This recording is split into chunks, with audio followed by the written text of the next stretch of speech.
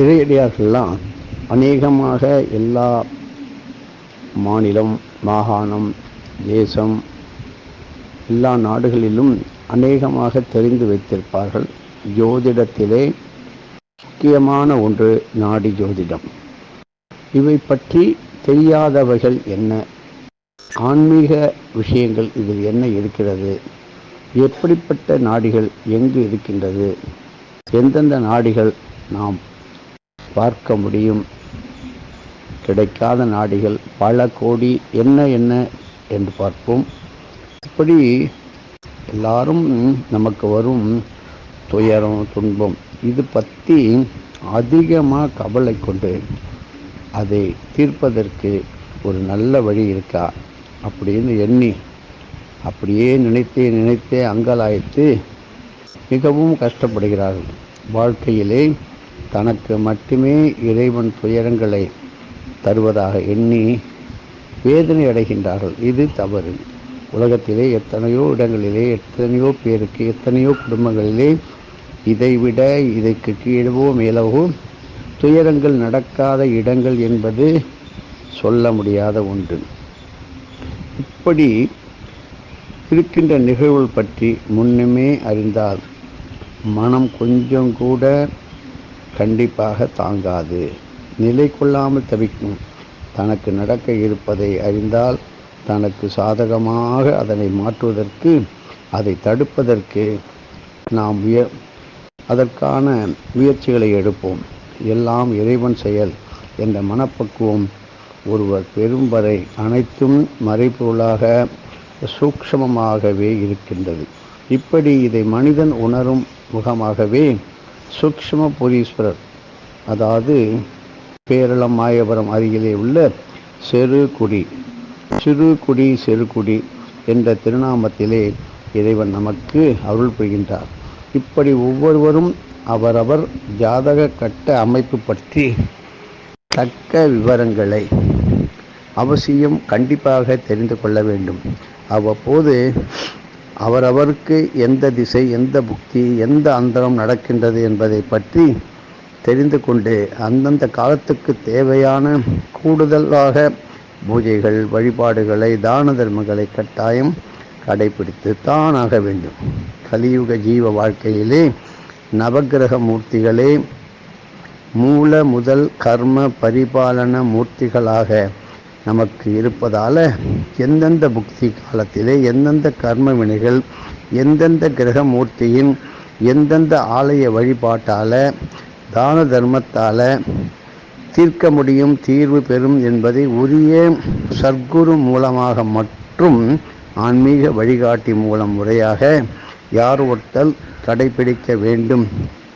இவற்றை உணர்த்தும் விதமாகவே அவரவரின் ஜாதகத்திலே கட்டங்கள், ஜாதகத்திலே கிரக அமைப்பு கட்டங்கள், ராசி கட்டம், நவாம்சம், திரம்சாம்சம், இப்படி பலவிதமான ஜாதக கட்டங்கள் அமைகின்றன. பாவம், இப்படி அவரவர் ஜாதகப்படியான கிரக சஞ்சாரமும் அந்தந்த நாளுக்கான கிரக சஞ்சாரமும் மனித உடலிலே இயங்கும்.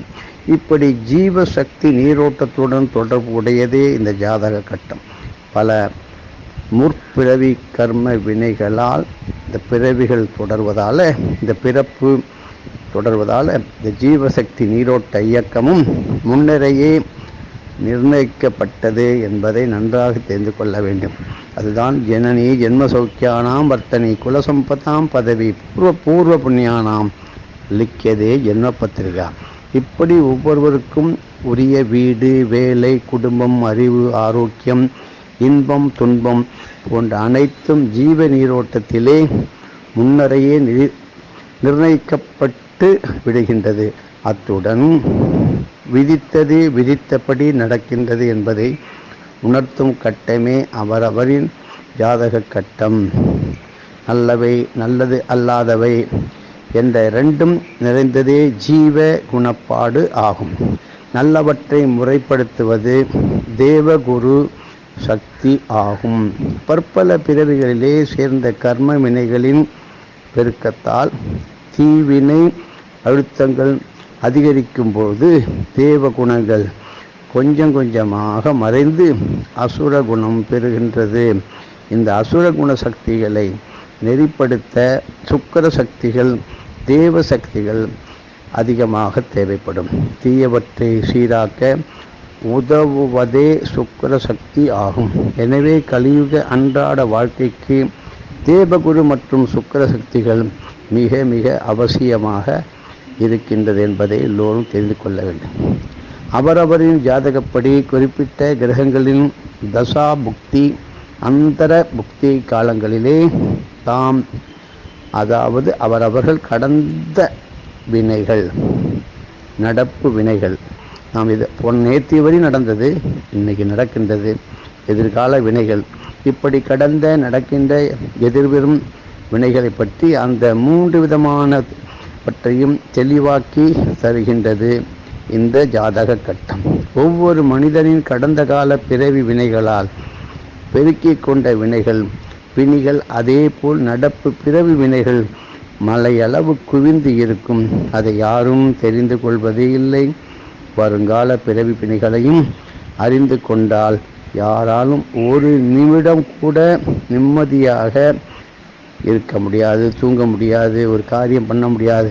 இதுதான் அதாதி ஜௌதிஷம் அக்னி பூர்வ ரூபம் ஆதித்ய உத்தர ரூபம் ஆபசந்திகி வைத்துத சந்தானம் இத்தியதி ஜௌதிஷம் அதாதி வித்தியம். ஜோதிஷம் எப்படி இருக்கு பாருங்க. ஆகையினால அவை மறைக்கப்பட்டு தகுந்த நேரம் காலம் உணர்வதாக, அறிவதாக வகுக்கப்பட்டு இருக்கிறது என்பதை எல்லோரும் புரிந்து கொள்ள வேண்டும்.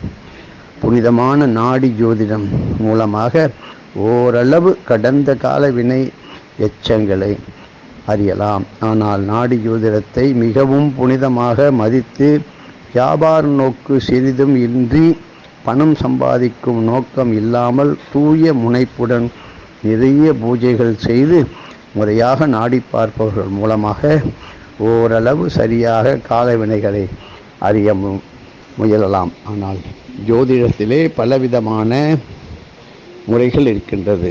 ஆரூடம் பிரசன்னம், கௌடி பிரசனம், தீப பிரசனம், சகுன பிரசனம், இப்படி வருகின்ற எதிர்வரும் நிகழ்ச்சிகளை அப்படியே பர்ஃபெக்டாக நடந்தது, நடக்கப் போகுது அப்படி சொன்ன உத்தமர்கள் பல கோடி பேர் இப்பொழுது இல்லை.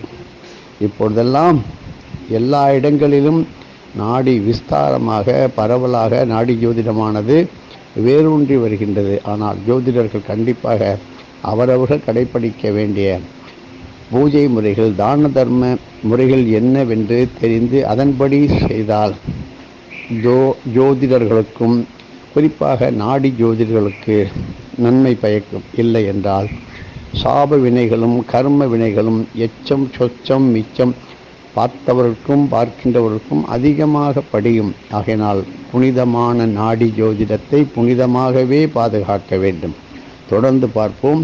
நவராத்திரி விசேஷ பூஜை, நவராத்திரியினுடைய காலம் எது, அதை பற்றி பார்ப்போம். பகுதி 2 அதில் பார்த்து கேட்டு மகிழுங்கள். உங்களுடைய கமெண்டுகளை பதிவு செய்தால் மீண்டும் விளக்கங்கள் அதிகப்படியாக குருவருளால் தர இருக்கின்றோம். கமெண்ட் வரவில்லை என்றால் அப்படியே குறுக்கி விட வேண்டியதான் நிலைமை. எதுவும் என்னுடையதல்ல, அனைத்து உடைய அருளால் அருணாச்சலா.